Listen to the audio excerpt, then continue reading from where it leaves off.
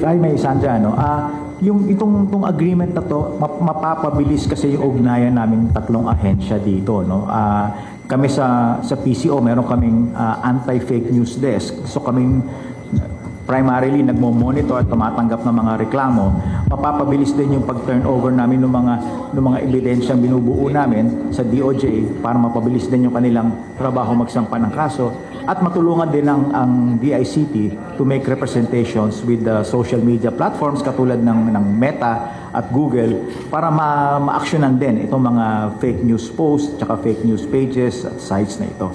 So, mas mapapabilis ang aksyon ng whole of government dito sa pag-address ng problema ng fake news. I'll add din doon sa sinabi ni Sec Dave. So, kagabi, Meta has already actually replied to us.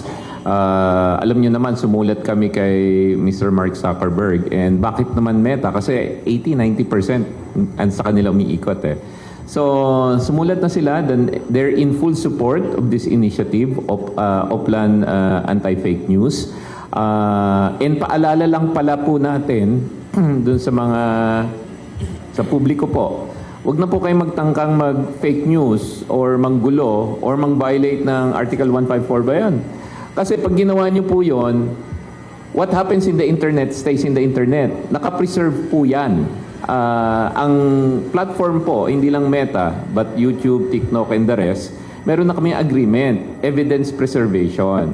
So, i-preserve po nila yung ebidensya. Kasi may iba, akala, pag na-take down na, nabura na, nawawala na. Hindi po, nag-stay po doon. And, siyempre, pag na-preserve yan, ang trabaho naman po ng DICT, forensics, at the same time, we provide technical support. Ang law enforcement po comes from the DOJ, the NBI, at saka sa PNP. So, since kasama na po natin ang DOJ dito, bibilis po yung proseso. Siyempre, pag na-preserve yung evidence, hindi naman basta-basta kukunin yan. DOJ na bahala with the necessary court order and warrant. Pero habang hinihintay po yung proper court order, yung ebidensya po, nandiyan po, nakasave po yan. Sir, if I may just follow up. Tamang-tama naman po with the recent parang controversy over the alleged health condition of the President and allegations of yung daw mga recent photos niya ay AI. Paano po kaya natin magagamit itong agreement na ito maybe in running after those who may be involved in this case, sir?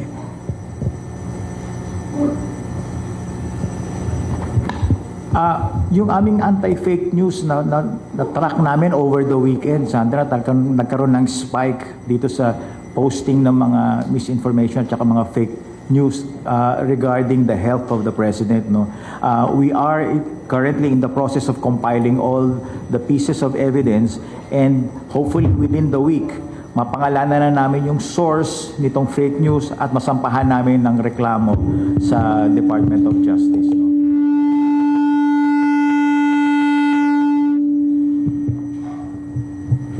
Okay, 2 more questions, please.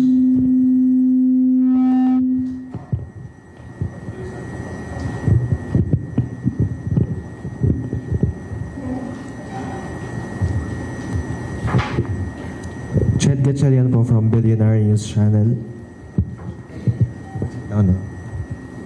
Okay, ang question ko po is, di ba may joint letter po for Meta. Meron na bang tugon yung Meta regarding dun sa mga measures na binigay? And then yung pinirabahan niyo po bang MOA, gano'n siya ka-related dun sa letter? Kasi di ba may mga measures stated there? Yun po. More explanation, how it worked. Sumulat na sila kagabi. And di ba sinabi namin within 24 hours, they did write to us, to me and Sec Dave na. And they're supporting this initiative. Yung detalye ng mga actions that we'll take, I think this week mag-uusap pa kami. And ngayon naman, once we escalate something to them, mabilis silang gumalaw. Yung blue check na nakikita nyo, that's they made it free to if you're a news agency or you're in the press and you want to apply for to them the blue check, Dati may bayad yon, pagka press or news agency, libre na. So, may mga ginagawa na sila and siguro in the next coming days, kami nila Sec Dave will announce yung mga gagawin ni Meta.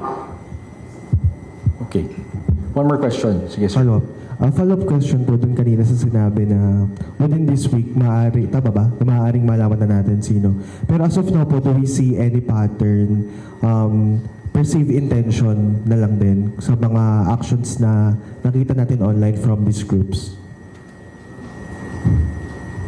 Yes, totoo. No? This week, we're putting together all the pieces of evidence para handa na kami magsampa ng reklamo para may solid na batayan yung reklamo namin.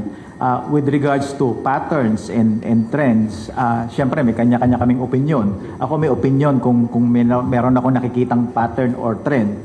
Pero ayoko na tumungo sa usaping ganon, no? Kasi baka sabihin ako naman ang nagkakalat ng fake news. Personal na opinion ko lang 'yon, no? So as far as the fake post na we tracked over the weekend, we will be ready to file the charges this week against those people. Okay, sige. One last question. Grant? Hello, Chuck. Sir, magandang hapon po. Grant Hilario po from Bombo Radio. Sir, I just would like to clarify lang po if one major factor that we consider in this MOA signing is yung pagkalat po ng mga fake news with regards or versus the president and the crisis of na kinakarap natin ngayon.